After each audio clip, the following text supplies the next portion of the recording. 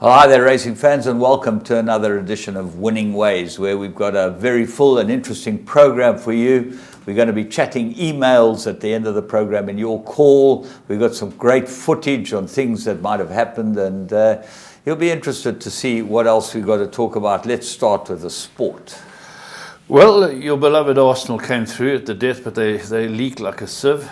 Told you, Liverpool no leaked like a sieve. They're 3 each. So of the top six, I think the top six last year, 4-1, one lost, which was Chelsea, who had men sent off, and Liverpool drew. The rest managed to keep just about clean sheets. Last man standing? Oh, there's about 80 left. Oh, they've tumbled. People have tumbled. The Chelsea win knocked them. Southampton people went for. Well, yeah, I thought that I'd be creative and go for Southampton. I thought they'd win at home, and I think that I like that coach of theirs. And so you're certainly... I went missing too because I went for Southampton. But and last week Chelsea was the big boast, and they went one way. And I don't know if the card affected them. It must have, but still, they didn't look. But it looks good. It's great to get started. I think before Sunday there were like 27 goals. Interesting that two of the teams that came up managed to get good results. Huddersfield won well, didn't they? Yeah, Huddersfield won well, and Newcastle lost it. They look like it's going to be a long, hard year for them. They don't look that good. And a couple of teams that are going to have long, hard years. And your beloved Spurs? Yeah, they were fortunate that the other team had a player sent off because it was a very dull first half. There wasn't much action. And we had a lot of the ball, but not that many chances. And second half, when they were man short, we had 5-6 good chances, So, but I thought Man United looked very good. Yeah, I think I tipped them to you last week. I said right. They'll win the league. They look good. Man City looks good. So great start. We'll see what happens next week. Yeah. Chelsea, well, we're not standing, unfortunately. No, I'm standing, but a lot of people are not standing. No, but you said to me you tipped Chelsea and last man standing. Man City. No, last week's show you said Chelsea. We got an email about it. Okay. I know. Yeah. I went Man City. Then you changed. Yes. So you actually middled the people on Winning Ways. No, That's not really. very good. Not really. That's not really nice. Okay. Once I saw they obviously no Costa. No, the great Belgian midfielder was gone. They were benching the other boy. Morata up front was being benched. I said, hang on. Let's go Man City because Brighton are going to have a long year. I nearly went Everton, funnily enough. I thought that might be the right team. Welcome back to Rooney. Anyway, goodbye to me. You're still in because you middled it. But what are you going to go this weekend? Okay. Oh, I don't know. It won't be Spurs Chelsea because it's at Wembley. But James, what you got to remember is the rugby. Now, again, we saw the impact in British football of people being sent off. In the Spurs game, it was 0-0, the guy got sent off. It was 0-0 when Chelsea lost their first player. People getting sent off, killing it. But in the rugby, I thought the guy for the Lions were up 35. And the guy tried to get his foot in there and it caught the guy in the face. That wasn't intentional. That wasn't a walk-up boot in the face. I've seen things that have left me absolutely stone cold. The red card situation in rugby is killing the game. It's ruining the game for the spectators. It's ruining the game as a game, and it's got to be addressed, and it's got to be addressed quickly. There's no way that guy went there intentionally kick on the face. He tried to dislodge the ball, move the ball, and it wasn't vicious. He should have got a yellow card at worst. Yeah. And the score was 35. They ended up losing by 16 because they were a man short. Exactly. It's just not fair to the fans who paid. And the fans aren't going out there that much. No, well, that's the problem, is that, in fact, I don't want to watch it on my TV because I've had to replace 3 TVs in the last 3 weeks. It's not much fun. Arsenal, when I watch them at the back, and I've said to you all along, we need a big central defender, otherwise we've got no chance. We are so bad at the back. But there are a couple of teams like that. But more importantly, Caster Semenya won she trotted up. She's great. And she's great. How's Wade Fanica? How stiff was he? He's fantastic. Just got beaten. Fantastic. So that was... Usain Bolt and Mo got beaten. The two big things. Very interesting. Usain Bolt was that there's been a lot in the press about the warm-up time. They had to stand around for 45 minutes. And that's why they say he pulled a hammy. Because you can't stand around for 45 minutes after your warm-up, which you've done in the back, and cool down. You see, and everyone, even the Americans, were very, very critical about them being able to do the warm-up and then come around and stand around for all that time, which I think is very interesting. So our boy Chad de Clos knocking up goals all the time. He's fantastic. I think that just getting back to the warm-up, it certainly pertains to horse racing. You know, you get horses that go down to the start, and sometimes they just stand around doing nothing for 5 minutes or 10 minutes. A lot of those horses miss the break at the pens. You've got to keep a horse alert and awake and alive, like any sportsman. I think that just about does it. Was there no more? The golf, you're a golfing man. Yeah. That guy started off with bogey and he won. Fabulous. Absolutely. How was Oosthuizen? I didn't watch. Did he hang in? Oosthuizen was there or thereabouts most of the time. He can play Oosthuizen, but I don't know, it just never made the run. Yeah. The guy who I fault for is the Japanese, who I thought would win it. And he had every chance. He just made so many mistakes, it wasn't even possible. The two guys in front, Stroud came in as a qualifier from the week before, from winning the week before. He was there right till the death, and Kisner just got to him there. Yeah, but Thomas is a talent, and what I must tell you about Thomas, he's got on his bag a great mate of mine called Jimmy Johnson. Now, Jimmy Johnson was Steve Stricker's caddy for years and years and years. Yeah.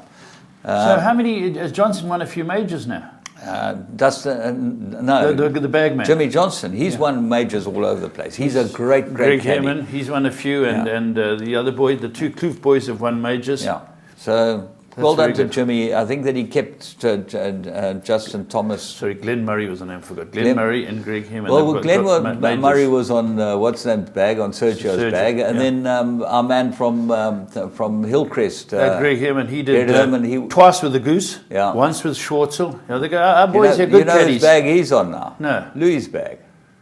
Greg. Yeah, Greg's on his bag. Didn't you see? You know, obviously didn't watch it. Well, there you go. There was our boys, the South Africans, all over the place doing great, but this is a racing show. You've now got all the news that you need to know. Let's go and talk about racing and see the three to follow.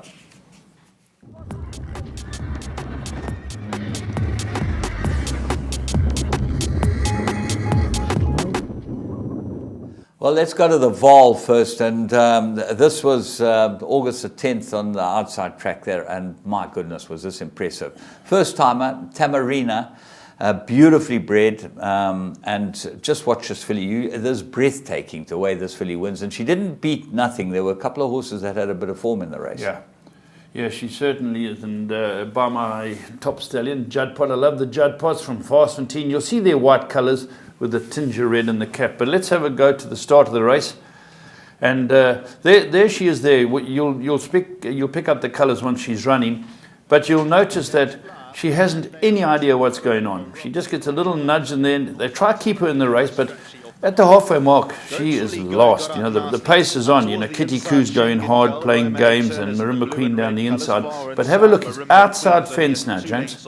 Yeah, and the point being is that she drifted from 5-1 to 14-1, so she obviously couldn't have been showing that much at home.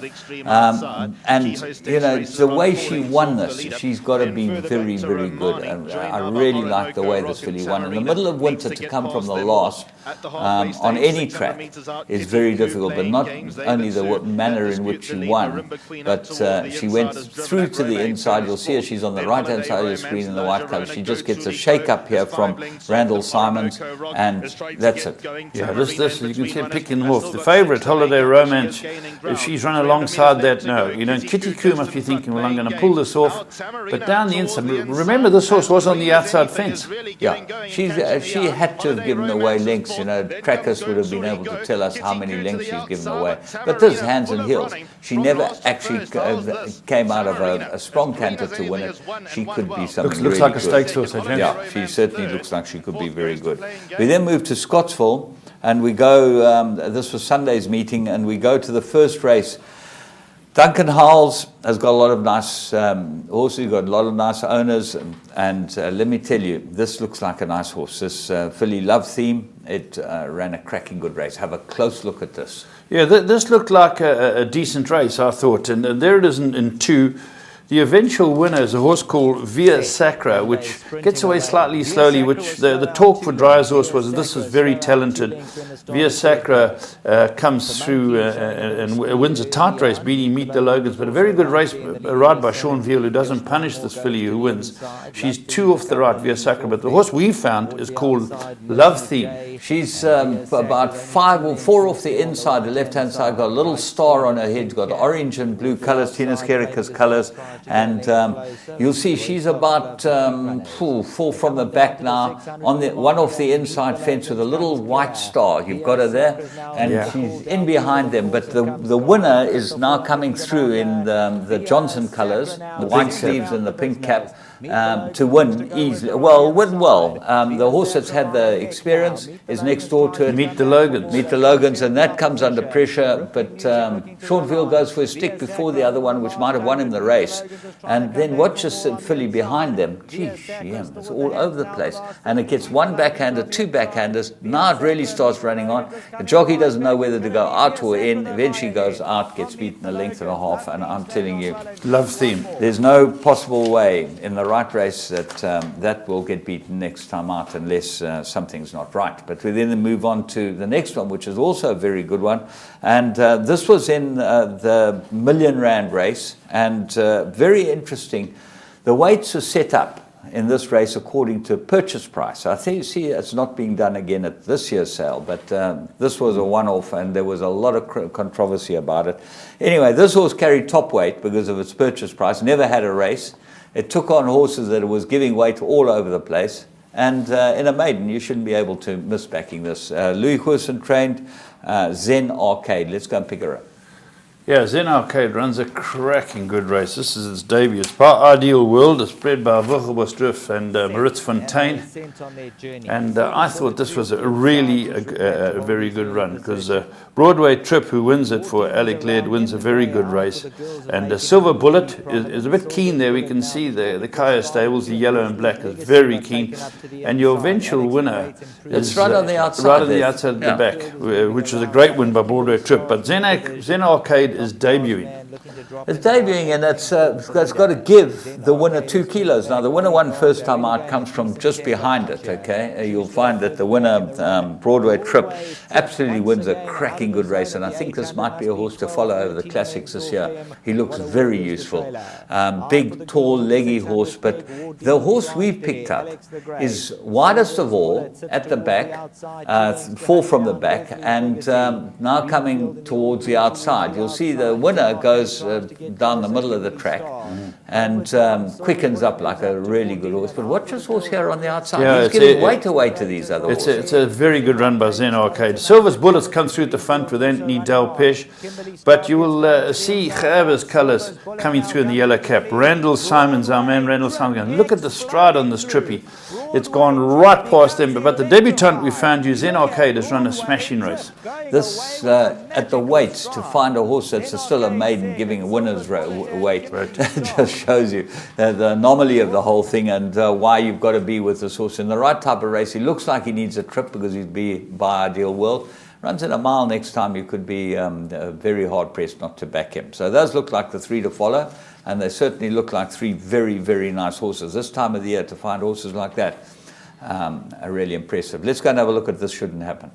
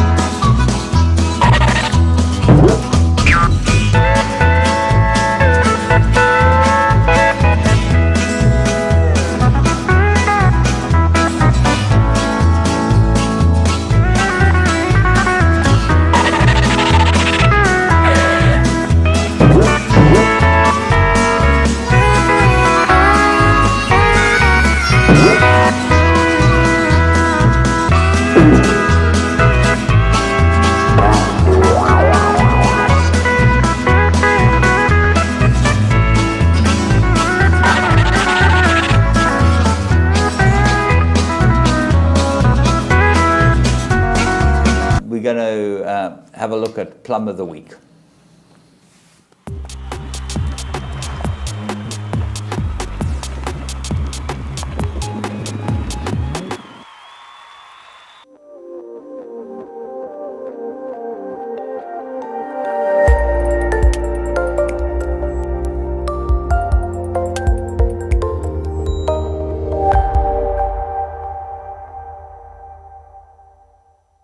beat at the top of the lane. And here's Toltec by a length and a half. The grey Storm Racer trying to regather. Tom Collins is running large, got 2 lengths to make up. Toltec over the last 100. Tom Collins is now mounting a serious challenge on the outside. The grey Storm Racer's trying to come back for more. Tom Collins looks the live wire 100 out. Toltec still by a half, but now Tom Collins gets him. And Tom Collins goes on by a half a length. Tom Collins to win it by a long neck. Toltec second. Francesco took off ahead of Samsonite.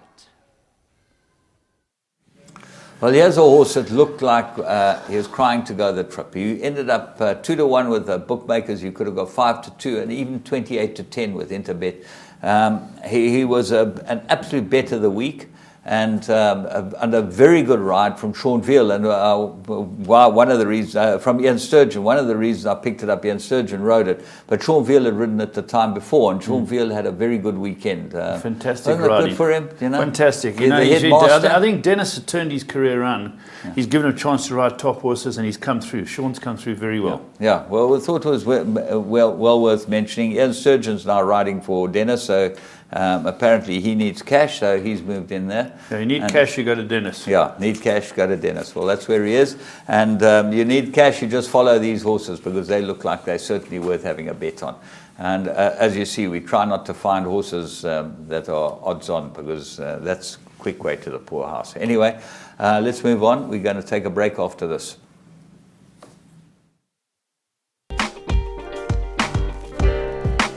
Well, the key features for me are I play a lot of soccer 10s, soccer 6s and soccer 4s on the tote. And the key feature for me is that I can follow online the payouts as the soccer matches are going and see exactly where I stand. And if I see I'm winning a lot of money, I can always back the other team to cover myself as well. So even if I don't catch the soccer 10, I can still make money from it if I'm in a position where it's paying a lot of money. So that is the key thing for me, that I follow the in-play prices and payouts as they go.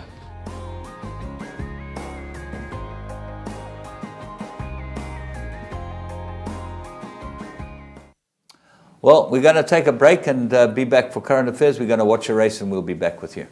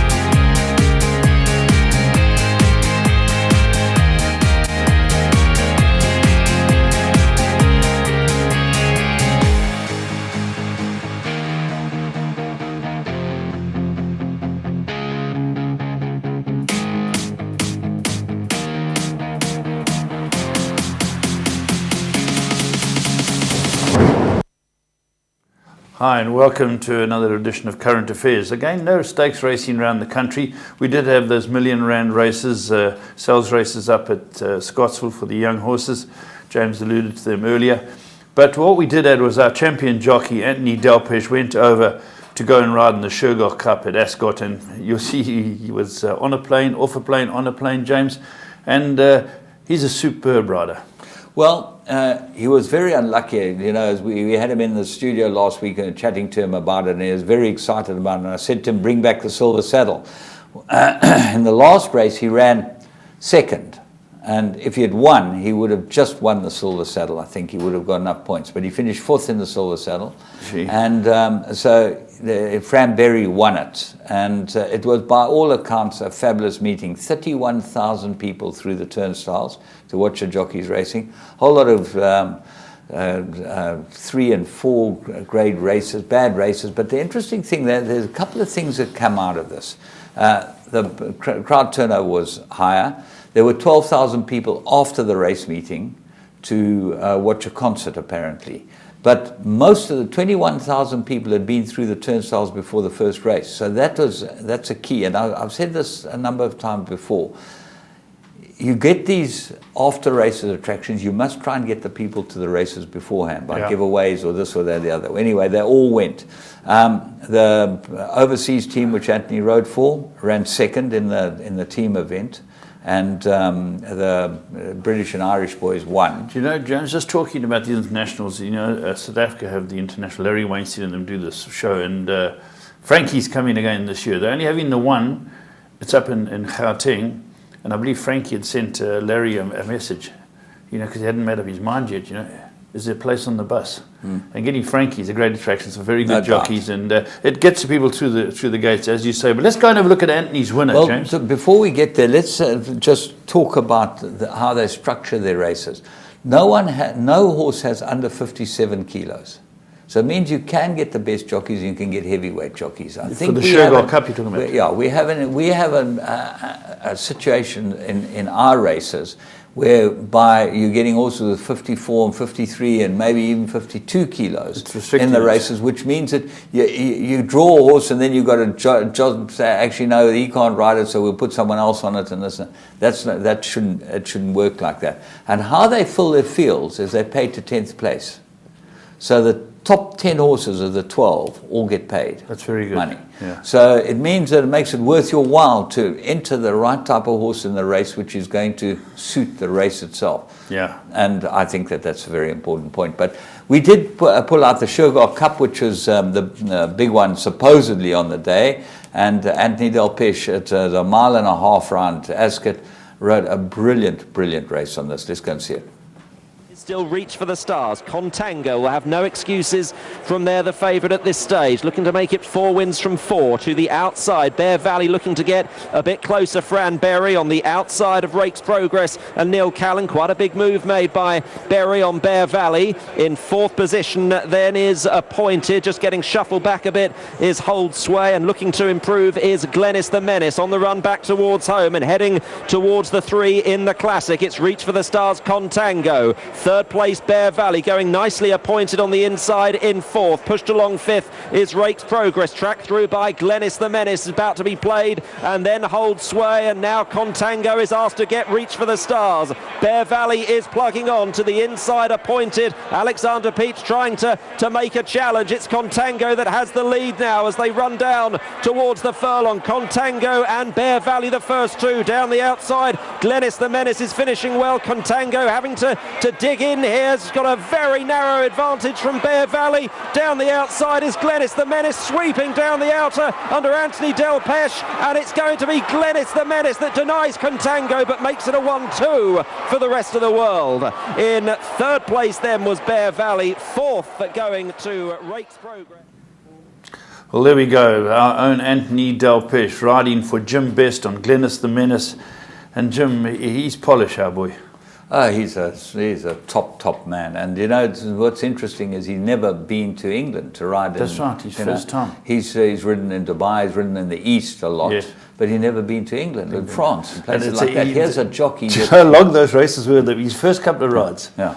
Shay would have told him about the first ride was funny enough for a guy who we know. His first ride was for Archie Watson. Oh yeah, no, Archie well. Yeah, I remember Archie very well. He's had a good start to his career. Yeah, Archie gave him his first ride. That was Anthony's warm-up. Then Anthony, you know, he obviously didn't get enough points, but the last race, as I say, he needed to win it. He hit the front, looked like at absolutely the right time, going through the sort of 200, 150, he hit the front, and he got run out of it on the post by Fran Berry. And fantastic. Listen, it was fantastic for us to be able to watch it, and thanks to Teletrack and the team for putting it on. And it was wonderful to be able to watch Ascot and our boys riding that. Absolutely, I was very impressed. James, you got some racing news. I know. Just an interesting point that you know what they're doing. Winx is making that comeback soon, Jim, and at Rosehill in the Group 2, and they took her back for a race day experience a week before. Yeah. And they let her go through everything except get saddled for a ride, and she spent a few hours there and was shipped back home. Go in the parade ring and just wander around and get the feel of the crowd. Hear the noise. And they do proper prep, and she's had 2 or 3 barrier trials. I think That's right. 3 barrier trials. She's ready to go. And she ran in the barrier trial last time. She got beaten in the She barrier ran trial. third over 1,000. Group 1 horse won it. Group 1 horse won the barrier trial. There'll be more about that because we'll chat about what our man Fall's got to say later on in the show. But what else have we got here? We just quickly just touching on the Arlington Million was run this weekend. I thought Dover will win it with Ryan Moore and our friend Aidan O'Brien, but they were second of the straight, couldn't catch the leader. And Chad Brown, Beach Beauty, Beach Patrol. And Lemon Drop Kid at Spine. Yeah, that's right. So that's the Arlington Million. We watched the Arlington Million before when Michael de Kock took the Apache there and 1 or 2 others. I think Kevin Shea got beat in the Arlington Million. Johnny Murder. Johnny Murder. Johnny Murder. We'll let about. Archie Penga was it? I think that's right. Kevin tells us about that. He'll never forget that. Kevin Shea will never forget Arlington for that reason. For that reason, yeah. Only. Right. Interesting on the news is NBC took over racing from ESPN. ESPN used to do the racing show up until 2011. They dumped it. They said it's a bloody dead duck. There's no way people are not interested in watching it. And NBC Sport took it over. And what they've done since 2011 is phenomenal, and it shows you they attribute it to their producer. And listen, we got a producer here. We got Spielberg. Apparently he's second rate to our Spielberg. Yes. But we got a producer here that, if he'd say yes instead of no, he'd be fantastic. Oh, he'd be. Yeah. But at the end of the day... So they're saying that it was at NBC. Yeah. We've taken over from, let me get this right, ESPN. ESPN ran the most boring channel out of ESPN because there was more adverts than substance. But... So NBC took over racing and 2011. Okay, they were 6 years. They were doing 23 hours of racing in the year. That's all. 2011. Okay, 1 day a year. Today they're doing 85 hours of racing, and they got 1.1 million viewers for the Whitney, which was last weekend. And they say they're thrilled with racing, and they think that the figures have just grown and grown and grown, but it's all to do with how you put it together. And that's why we mentioned the producer, Spielberg, yes.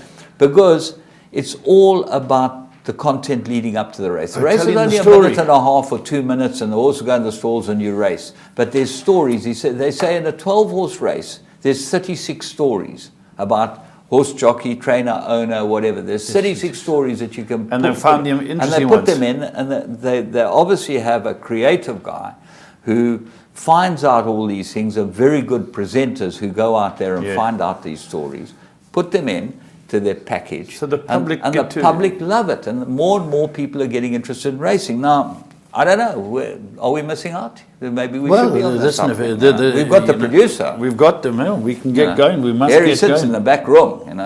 We must get and he's people got back. energy, our man. Very much so. Yeah. Very much So could be very, very crucial if we ended up, going to, I don't know, who are we going to go to? E News or something? ETV. Okay, so that was that. Equus Awards. Yes, that's Tuesday night, Equus Award. Be interesting. There's a couple of categories that are tight. Yeah. Be very interesting. So I'm going to watch with keen interest. I've enjoyed the Equus Awards. Our awards on the 29th, aren't they, James? Yes, our awards at the Elangeni on the 29th. Now, the most interesting award is, I don't know if it's been done before, is the ride of the season. Yes. They put in 5 rides there. Yes, it has. Striker won it last year. Yeah, well, they got it this year, and apparently Sean Veal's one of the rides of the season on something, so that's good. Very Yeah, good. I looked at the 5 and the people. Washel mowing in the Gold Cup. Yeah, that's right. Hermosamunda. You're right. It looks very good. It looks very good. Yeah, and the public can vote on it. And I think it's open to the public to vote on it. And where do they go to? Do they go to the Gold Circle website to vote on it? Yeah, Gold Circle. Facebook and Gold Circle website. Get in there and get involved. It's quite interesting. You can watch the races. You can decide what you want to do.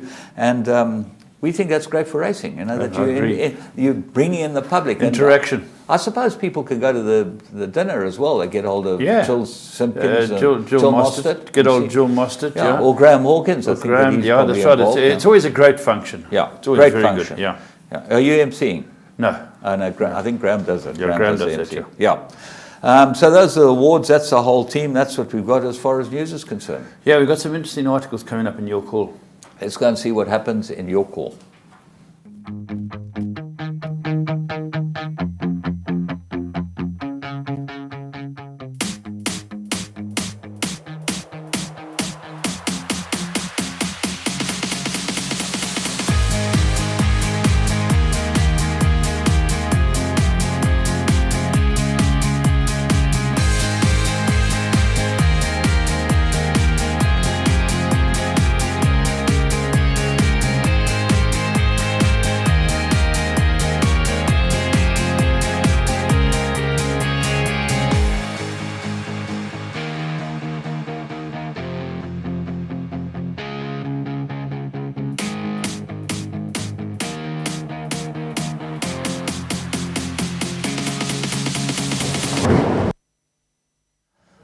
Well, we only got a couple of emails, which is disappointing because we put it on the Facebook site, but there's a lot of content and we've got lots of stuff to get through, and some very interesting stuff indeed, and we will go through it and see what we can make of it.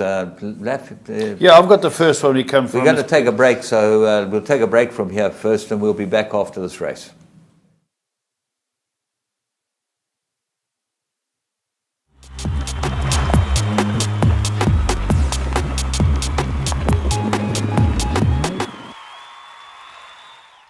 Right, well, as we said, lots of interesting stuff for us to chat about in your call this week, and emails. Well, we'd like more input, but that's what we can get. James G at Gold Circle. It's always at the end of the show. You just send us an email and we will put you on the show and chat about it. Let's go with the first one, Laf. Yeah, the first one's from a guy called John Terry. Terry Lloyd. Lloyd, I hadn't finished, James. John Terry Lloyd, Aston Villa centre-half. Yeah. And he says information for punters, for amateurs out there, and some of his comments would make me think that he's interested in the game but doesn't know that much about it. So, James, you and I can answer his questions which he's come forward. Well, let's go through them, yeah. Okay. What do Elamites do for a horse? Well, they're lighter than steel shoes. That's all that they are. No, there's not that's all. And there's a wider bearing surface. A wider bearing surface and a better grip. If you put 4 Elamites down, you put 4 steel shoes. Steel shoes are much thinner. There's less grip. They're much lighter. So that's the reason for that. Okay, James, the next one. See if I can catch you. How are horses handicapped? Is it strictly on form? Should be. Should be, yeah. Should be exactly on form. In fact, that's the dilemma that the handicappers have, is that they've got to watch every single race and see what happens in a race. And often they miss a bit of interference or something, a horse doesn't run, and that's why horses suddenly come into a race well in. But they're on form, and the handicappers do know exactly what's going on in each race. Yeah, they watch but it they all. can't watch everything. So no, they do their best. Yeah, do their best. Okay, next question. Do bits damage a horse's mouth?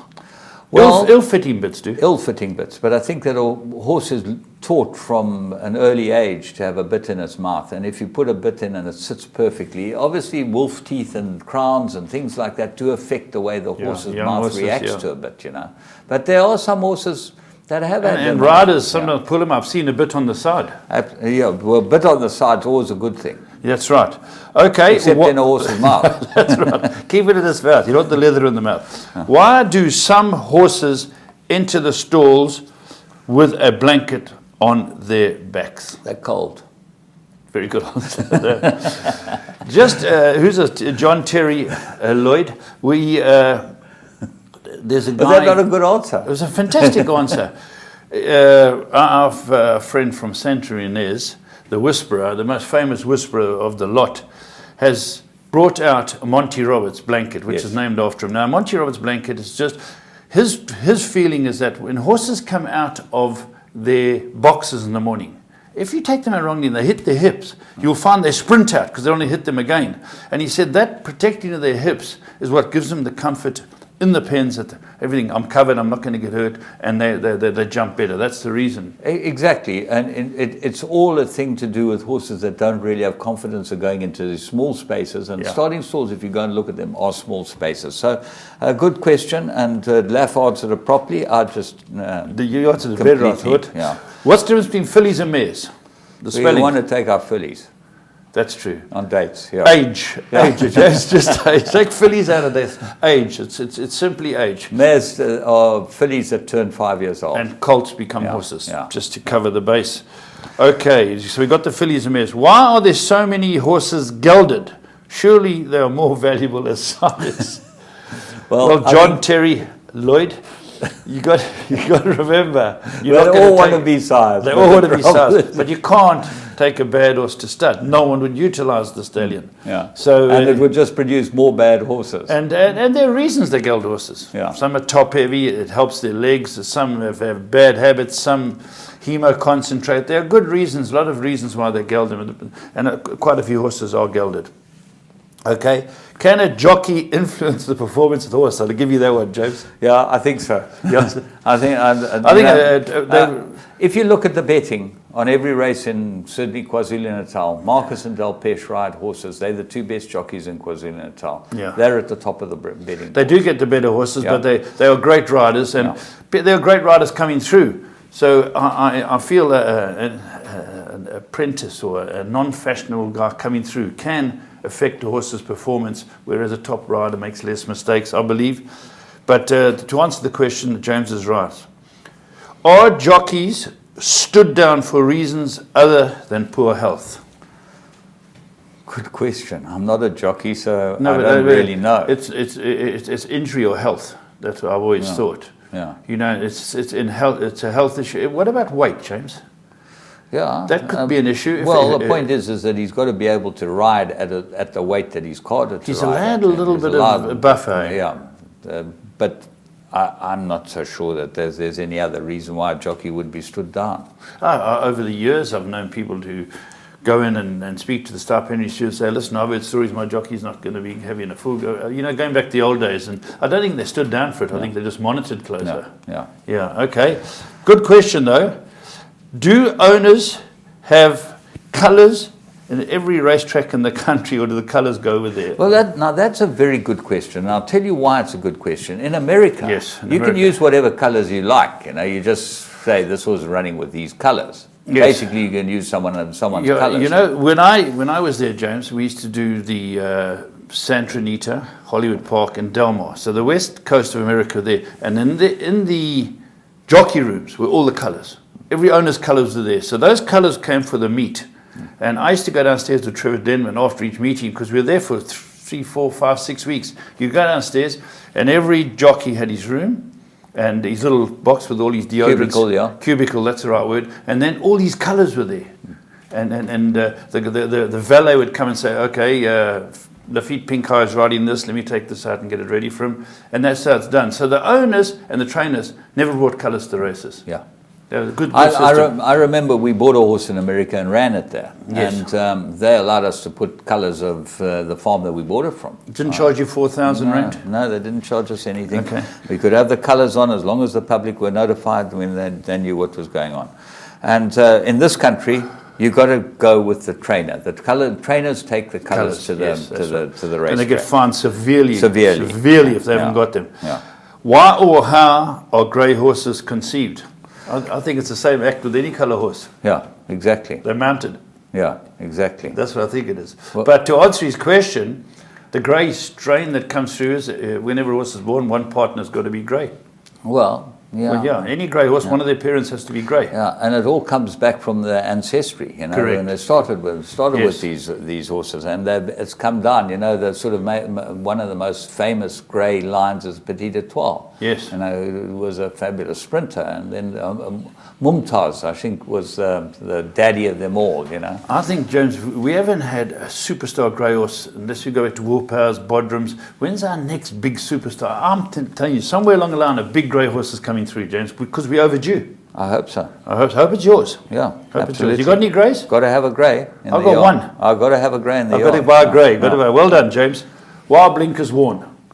They make a horse concentrate, basically. Sometimes horses are looking around at what's going on around them instead of concentrating on their job, which is to gallop and to race. So it's focused. And it basically focuses them because they don't see all the other horses around. And some blinkers have a little gap in the back of them where they cut out so that they can see the horse on the side. Some horses, all blinkers are different, and some are full cup, some are half cup, some are quarter cup, some are cheaters. You know, that's right. And there's pacifiers and all types of things. Right, James, this is interesting. Why some horses wear a chain or leather belt below their necks? Why? I don't know about the chain, but I've seen the leather belts for the jockeys. It's sponsored by Pierre Cardin. Oh, that's what it is. They, you know, they're the chain ones. They're the bling horses, bling Kamalos. But James, the strap that people see around their necks, the jockeys give them to you when you saddle out. Yeah, that's a neck strap or a breastplate, which keeps the saddle in place. Yeah, breastplate keeps them in place, but a neck strap is to assist the jockey. Wearing a chain is quite interesting. I've never seen them. No, all I've seen is maybe a chain leading to the bit, to the mouth. The Americans use shank chains a lot over their noses because they have a lot lot of colts which need. Okay, and then this one, do all horses run with the same leg action? Well, obviously no. No, Horses change their needs. And they have, some of them have the most amazing leg actions they can run. I know that Craig Mayhew had a filly who was very good in Joburg, had a most unbelievably bad leg action. She was very, very good, though. Yeah. But just shows you. Yeah, all right. Thank you very much from John Terry. John Terry Lloyd is a golfer. Is he a golfer? Yeah, and he says he brought this up with me. He's at the golf course. He said, there's lots of things that I don't know and I'd like to know about. And do you think it would be interesting? Yeah, those John. Well, thank you for putting it on. Those are basic answers. You'll probably find some people have even more specific answers to those questions, but that's just the basics. John Terry Lloyd.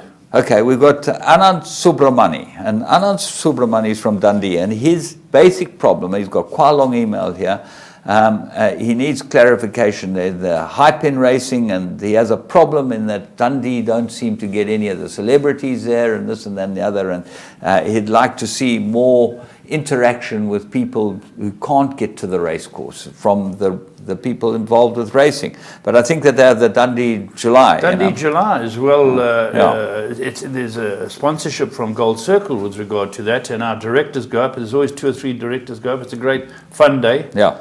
So we do that. It's difficult. And he says that the July should be only the July for those races, the big races on July Day. They shouldn't have any other races viewed, so that you can concentrate on the July racing. But there's so many good races that go around the July. Important pointers. No, I'm talking about the July card. He says those are the race meeting, other local centres as well. I got you. So there are no racing around the country. Yeah. He wants to scroll the exotic dividends, which they do. So there's thought here, but well done. We'll pass it on to the powers that be. This is an interesting letter, and it's called Normalised Crime. It's from Charles Fall. Now, I've read through it. Charles sent me a whole lot of stuff, and I'm a great fan of Charles Fall's because he's a watchdog, he's an advocate, he's seen it for years, he's been steeped in this industry, and a lot of people say, he's asking for too many difficult things, but I'm a firm believer in that if we don't treat our customer right, which is the gist of this, James, we are in trouble. Yeah. And they've seen it worldwide in Japan years ago. And there's some points that were brought up here, and I'd like to touch on 1 or 2 of them, because he says we haven't got good practices in within our operators, within our racing, and I agree with him. Well, you're a presenter, so what he's saying is that presenters should be more involved. Yeah, you must forget. What they can tell people. I pushed very, very hard to get first timers put out there. Put the information out there. We can't not have transparency, and sadly, James, some of the yards they just say no comment. Is it their domain not to comment? I'm a firm believer, the more information you get, the more people will go out there. Don't say come and buy a car and we don't tell you about the car. Don't come and race and we won't tell you because there's insider trading. We can't have that. And some of the points that he brought up here, he speaks about Billy Silver. Now you remember Billy Silver? Yeah. Was that very good also one for Dennis Bosch? Yeah, it trotted up. It's Secretariat's colours. You must remember Ron Turk had all those colours, and Billy Silver, it must be one of the guys who was involved with those, because they've used these names. But the race go review, Summerfeld dogs were barking Billy Silver from the rooftops. Yes, sir, and after a few more of our disappointing customers base were running from the barking dogs and the wounded swallows. And he says here, this condemnation, normalisation and applauding of insider trading is a crime. I agree with him. Disgust all self-respecting members of society. But just turning on, because he brings my horse up here. I ran a horse first time I called Francesco, and he says, went from 20 to 1 to 44 to 1, blew out trifectas and quartets. Well, Charles, just go back on what I said. I don't push it out. I don't say this horse must go from there. I said he'll run a very good race. I think he'll probably need it, but he's a very nice horse. He was beaten 7 lengths. He ran 3rd. Is it my fault? No. I think that I think this is where Charles has got it wrong. Okay, when bookmakers adjust their betting. Okay, yes. So when one horse shortens in dramatically from 18 to 10 to 7 to 10, other horses will drift. Okay, yes. So you get a percentage. Now that's why your horse drifted, and I remember this race very well, because Billy Silver not only before the race, but long before the race, Sheldon Peters did interviews, and he said that he had heard that Billy Silver could run, and that it was well worth putting into everything. Yes. You told him that your horse was a very nice horse. Yes. You didn't say, it's no good, and I don't fancy it, and I don't think it will run anywhere. You told him it was a very nice horse. Then use that information the way you want to. Trifectas, catch them, this and that. But the problem is, and we get to the bottom of this whole issue, the bottom of the whole issue is information should be freely available. I agree 100%. And that's Put it out there. Put it out there. If all these guys who don't want to give us the information, they must be millionaires. They must come racing in helicopters because they keep them for themselves and making a fortune. They're not. I think all information should be free to the public as much as possible. From day one. I agree with you. Put it out there. It's hard enough to back a winner. Really, there are people there that have got the best interest in racing, you know, in anything they do, say and do. And one of them, I must say, I think Charles Fall is... Charles Fall's he's the best watchdog in the game. Yeah. Knowledgeable, and he's a long way the best watchdog. He does want the barrier trials, and we can see that the problem with the barrier trials is money. It costs money, and that's the problem. We've got a perfect setup here with the poly track. Okay. And you know we can do them. Well, I want to watch a barrier trial here. We're going to show something that is very interesting. This shows you which is the faster of the two, a dog or a horse. Watch this footage. The horse versus greyhound match race, very kindly sponsored by William Hill. Two competitors, one of them canine, one of them equine. The greyhound, 3-year-old Ferry Forth Fran, owned by Mr. Alan Morton, trained by Mark Wallace at the Imperial Kennels, 7 times champion trainer.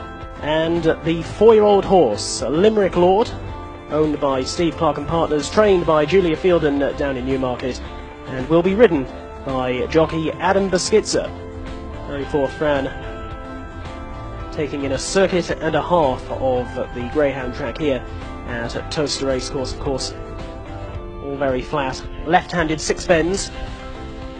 Ferry Forth Fran, a real model of consistency in his grade. Greyhound was a finalist back in last year's St. Leger. The greyhound's peak speed around about 43 miles an hour, but with this greyhound being a stayer, he's probably not going to be quite that fast. Whereas a thoroughbred racehorse's speed would probably be around that sort of speed were he a top-class champion. So Limerick Lord heading forward into the starting stalls. And Limerick Lord is loaded. And Ferry Forth Fran back at the traps is also locked away. They're set to go, and the hare's running. And they're off and racing with breaking out smartly here. Ferry Forth Fran is already coming around the first couple of bends, whereas Limerick Lord breaks it into stride. The greyhound, however, already making his way on down to the winning line. He's got a circuit left to go, whereas Limerick Lord is making his way on up the hill now, and Adam Beschitzer back towards the home straight. 3/4 of a circuit left to travel then for Ferry Forth Fran, who looks to be in front at the moment, with Limerick Lord now making his way left-handed around the home turn. They're both swinging on into the home straight. There won't be a great deal to choose between the pair as they start off down the home straight. It's Ferry Forth Fran, though, has the advantage from Limerick Lord. It's going to be the greyhound, Ferry Forth Fran, who goes on to beat Limerick Lord. An honourable run in second place. Greyhound beats horse in the William Hill greyhound versus horse match race. The official time of the winning greyhound, 39.21 seconds. The official time of the second placed horse, 39.96 seconds, just over 7/10 of a second. 750 meters. Well, there are a few comments on this. I don't believe a greyhound will ever beat a horse. Okay, Well, it'll be over 100 meters. Yeah, greyhounds, over a trip. The ground was off like a dirty 800 shirt. meters, and the greyhounds race 800 meters, and no ground will ever beat. Yeah, but a horse. this must be 750, James. The thing is, the horse carries about 17% of its body weight on its back. I want to see them put on that little, 30-kilo greyhound. I want to see them put on. No, they can't. 2.5 kilos and make it carry it. James, it was tough, and the ground went comfortably there in 39. I don't think the horse was very good. 39. He didn't corner that well. No, but it's interesting. It's an interesting topic, you know. It's very interesting, James. Well, there you go. You see, that's what happens. You know, there's all types of interesting things out there that are amazing to watch and see. And this was one of the things we found. We thought very interesting. I'm a horse fan properly. We're going to move on, and we're going to... the last letter is very interesting, the one you got. Well, James. I think we should read it Joey first. Ramsden, wrote an article. Michael Clower wrote an article. It's on goldcircles.co.za. That Joey Ramsden was narked, it says here, that Bernard Fairhope did not employ gamesmanship when Ancestry was beaten half a length by Eyes Wide Open in the Premiers. And we thought this was very interesting because he says that Bernard had an opportunity to keep Fourie out, and he didn't use it, and he said that I don't get an inch from Crawford or Snathan, nor do I expect it. Because he only won an inch from them. Yeah, that's all. You know. Okay. James, what Michael Clower wrote about it, didn't he? He followed up by saying after Michael Clower yes. wrote it. Yeah, he wrote this article. I think it's interesting what he says later in the article about the camaraderie. Yeah, he says there's a certain camaraderie in the jockeys' room born out both respect of fellow riders and acknowledgement of the dangers they all face travelling at over 50 kilometres an hour, and horses whose steering and controllability are often suspect. Well, I watched one yesterday, Lyle Hewson, on the vet's horse in the fillies race. My goodness, that had suspect steering. Yeah, it happens, green horses. Expected creed is that while you do everything in your power to win in the race and you don't endanger your opponent by attempting to stitch him up when coming out the pens. Okay, that's accepted. So we're going to watch the race, and then so talk James, about it. are there jockeys who would have said, no, Richard, you're not coming in? Well, let's watch the race. Okay, let's go pick it up at the start. The Premier's champion juvenile on Group 1. Group 1. 100-meter marker. And the first one out there, pack leader Mujahid is right there. In the thick of things is Warriors Rest. Monkshood's going around them. Purple Diamond is 2 off the right. That's got the yellow cap. Then Chanty Man, Eyes Wide Open. And then comes Sea King. Ancestry's mid-division about 6 lengths off the leader. They're followed further back by Cat's Legacy. Left, right, Good Night is one of the back markers at this stage. And Captain and Master and Boria, they the last two. About 9-10 lengths off the leader. 1,000 metres to go. Warriors Rest the leader. Monkshood is second with the red cap. At the rail, pack leader, the white cap. Mujahid is fourth, and then comes Sea King. Chanty Man is on the outside of Eyes Wide Open. And they're followed by Purple Diamond with the yellow cap, and then Cat's Legacy, Ancestry and Captain Master. They're going to take off together, 8 lengths to make up. Then left, right, Good Night and Boria. Top of the lane in Premier's Champion Stakes. And that leader is still Warriors Rest. Monkshood, Mujahid moves out. Chanty Man towards the outside, Purple Diamond, and Captain Master's hooked right out to make his claim. Down the inside though, Warriors Rest the leader. Mujahid, Monkshood on the outside, Purple Diamond, Captain and Master. Mujahid at the front over the last 100. Boria, Chanty Man and Eyes Wide Open. Ancestry on the outside. They ride across the track. Eyes Wide Open, Ancestry. Eyes Wide Open wanted. Ancestry, then Warriors Rest.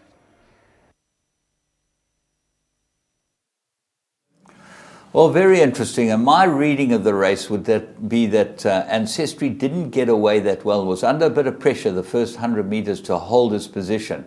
Then he got into the bit, and Eyes Wide Open was on his outside. And it did look like Bernard just eased to let him in. Now, my take on it, would it have happened anywhere in the world? I don't see people... The rest of the world, you mean? Yeah, rest of the world. But I'm not sure that that's the case, because you'd have to watch this race very carefully from a number of angles. Yes, from the to see back what the as well. situation Yeah. was. But the bottom line is it can cost not only a huge amount of kudos, by winning or losing these races, but a huge amount of money. You know, there's Oratorio is the stallion, first season stallion, been beaten by a dynasty. You have these Equus Awards we spoke about.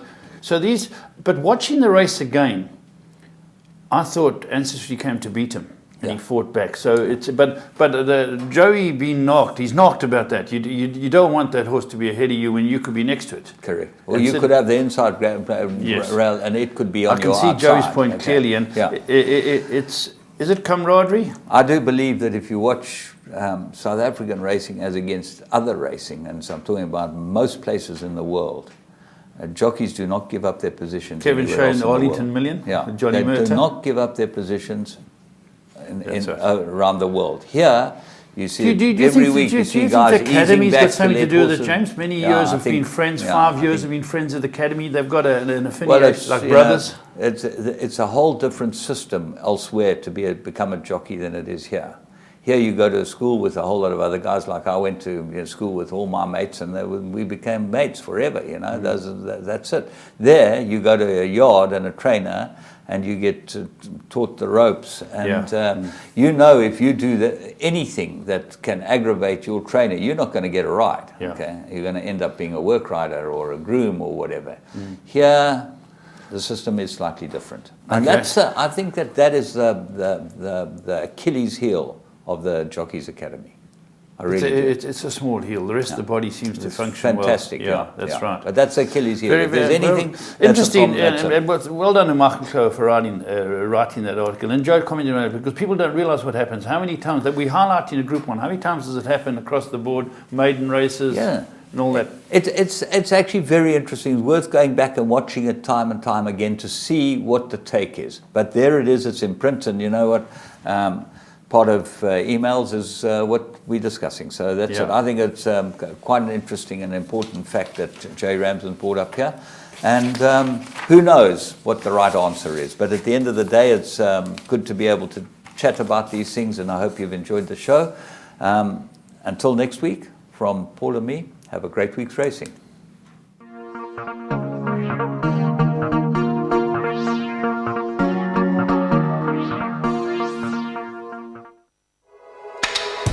Your world of winners is now online at www.teletrack.com. Simply subscribe to log into your account from any mobile device in South Africa and access a wide variety of content from our membership package options. Listen in via a live audio stream, catch live racing locally and internationally, or view a wide variety of Teletrack magazine shows to stay informed and updated on the go at any time. It's never been easier. Go to teletrack.com now.